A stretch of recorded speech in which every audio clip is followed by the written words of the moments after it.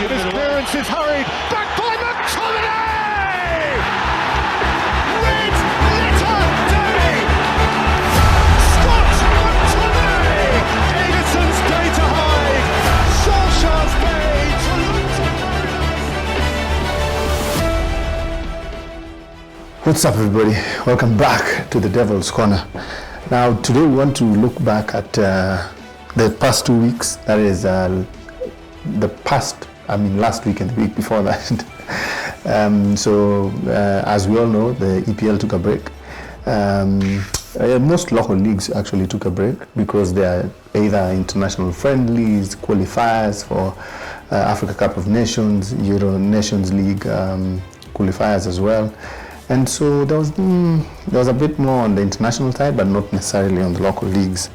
To start with, if you're a Kenyan, I know you're pretty much disappointed by the fact that a week ago we played Comoros here in Nairobi.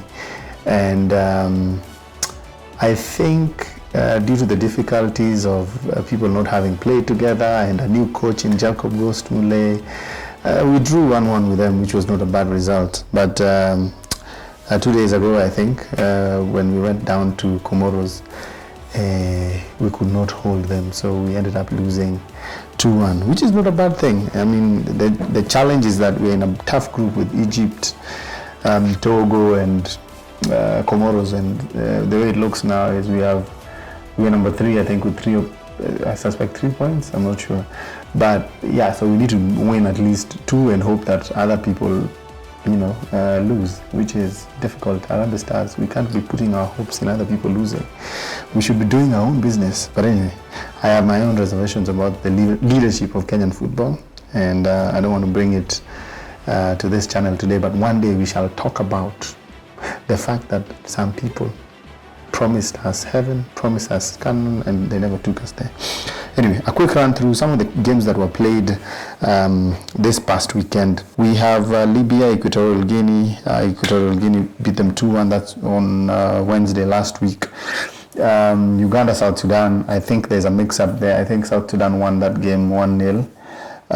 Cameroon, Mozambique. Cameroon beat them 4-1. The Indomitable Lions are still a very good team. I mean, gone are the days of Patrick Mbauma, and I used to really like Cameroon, especially in the Africa Cup of Nations. When we used to watch it when we were young, I think there's some naivety that came with it. I would watch Harambee Stars playing the Indomitable Lions, and I would still support Rigobert Song and his team as opposed to my country's national team. But yeah, so Cape Verde and Rwanda drew 0-0. Ghana and South Sudan. Ghana beat Sudan, not South Sudan.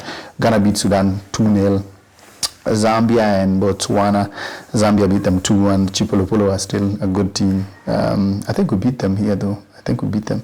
Congo and Eswatini 2-0. Ivory Coast beat Madagascar 2-1. I mean, there's a host of other games. But I think the interesting thing is how countries that were not necessarily considered big countries like the Comoros, like South Sudan, are actually really proving that they could actually play. And if people are not careful, they're going to actually end up qualifying for the Africa Cup of Nations. But that's on that side. Let's touch on these Nations League games.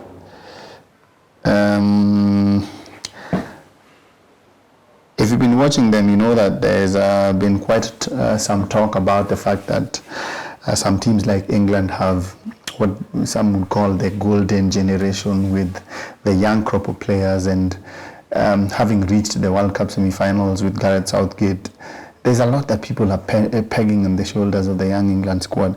But I mean, they have a good squad. If they can actually get a good coach, if they can actually be coached better, then they would find themselves in a position where they can actually challenge for some of these things. So what I'm going to do for you guys is I'm going to just look at a few of the games that were there.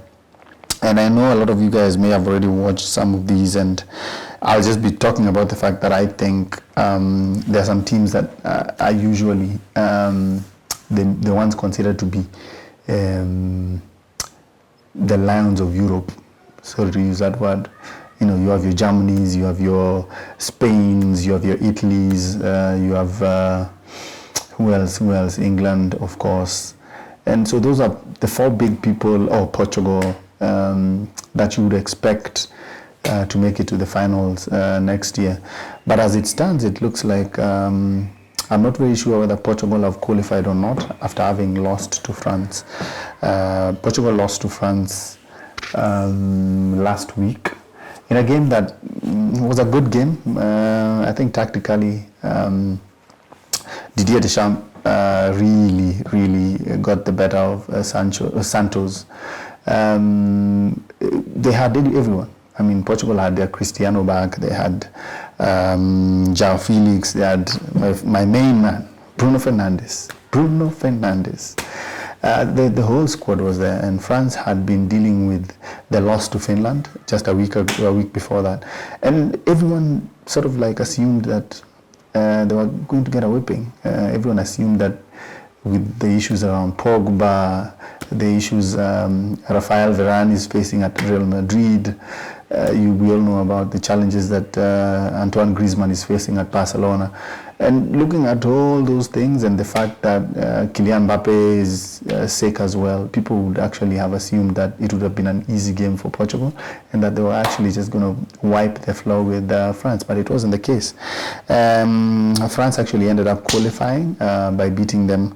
I think it was it 2-1 or 1-0? I'll just check for you guys in a minute. But yeah, I mean, one of the things that you realize with some of these games, they're not necessarily going the way they were. So France actually won the game 1-0. I watched it, but I didn't finish it. We had Switzerland versus Spain, which ended up 1-1. We had Sweden playing Croatia. Sweden beat Croatia 2-1. I would not have called that. I actually thought Croatia would actually beat the Swedes. But I guess Sweden actually have a very good team. Some very good crop of youngsters there and some experienced people in there. Here's Zlatan, still wants to come back and play at almost 40, is it 39? But anyway, Zlatan is the only one who can come back at 50 and still be the king, the legend. His clearance is hurried, back by McTominay! Red letter day! Scott McTominay! Edison's day to hide, Solskjaer's day to look to Paris.